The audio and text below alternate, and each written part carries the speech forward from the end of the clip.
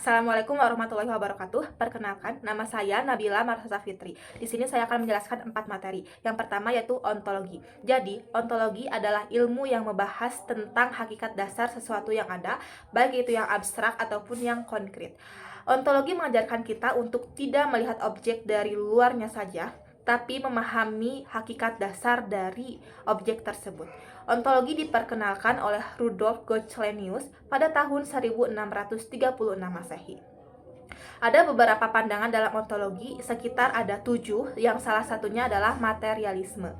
Lanjut, yang materi kedua yaitu epistemologi. Epistemologi adalah ilmu pengetahuan.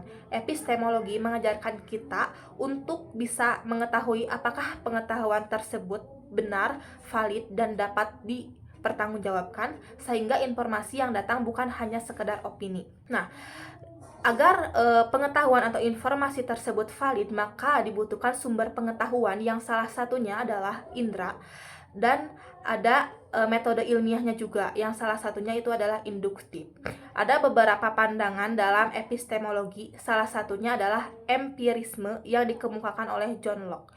Lalu yang ketiga ada aksiologi. Aksiologi ini adalah ilmu tentang nilai. Jadi aksiologi ini mengajarkan kita untuk menilai sesuatu yang meliputi beberapa aspek, yaitu etika, estetika, religius, sosial politik, dan pragmatis.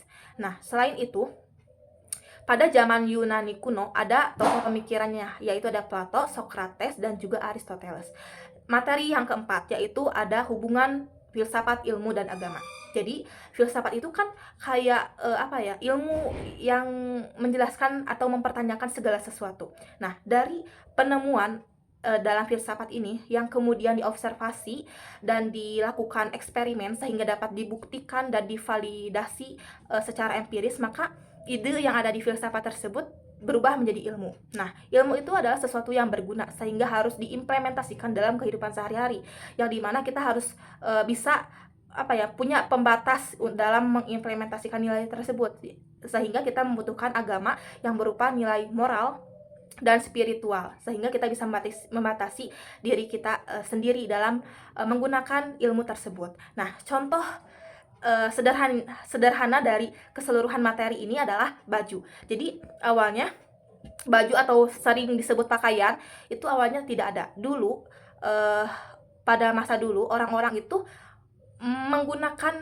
bahan seadanya hanya untuk melindungi diri mereka dari cuaca yang ekstrim. Nah, ini yang menjadi hakikat dasar atau ontologinya pakaian. Terus bagaimana sih manusia bisa tahu bahwa kulit hewan atau daun-daun itu berguna? Yaitu dengan observasi. Ketika mereka mengambil bahan-bahan yang ada dan memakai ke tubuhnya, maka mereka merasakan dampaknya, yaitu membuat suhu tubuh mereka normal atau stabil. Nah, sehingga dapat dibuktikan bahwa yang mereka pakai itu berguna, dan ini termasuk dalam epistemologi.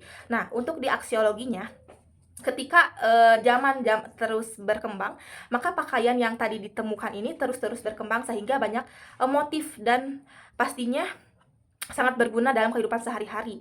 Seperti salah satunya selain menutup aurat, keindahan dan mencerminkan kita itu siapa sih dengan pakaian tersebut, seperti itu. Terus hubungan antara ilmu, filsafat, dan agama adalah gini. Tadi kan filsafat sudah dibahas tentang baju. Terus dari baju itu kan berkembang nih setelah diobservasi dan diketahui nilainya, berkembang sehingga sampai sekarang baju itu terus berkembang dengan ada motif-motif, teknik pembuatannya kayak gimana. Sampai ada juga di beberapa kampus ada jurusan tata busana. Nah, itu kan sebuah ilmu baru tentang pakaian gitu ya, dan di bidang fashion lainnya. Nah, terus di agama kaitannya, kalau dikaitin sama agama sih dulu di surat Al-A'raf ayat 22 pernah dibahas bahwa Nabi Adam tuh kan menutupi auratnya dengan dedaunan di surga. Nah, ini tuh menjadi bukti bahwa memang dari dulu pun pakaian sudah ada, tapi karena terbatasnya pengetahuan jadi baru pas waktu dulu gitu, maksudnya pertama kali adanya. Selain itu pun agama membatasi kita dan mengatur kita dalam cara berpakaian. Misalnya untuk wanita yang muslim, pakaiannya harus longgar kayak gitu. Sekian dari saya. Wassalamualaikum warahmatullahi wabarakatuh.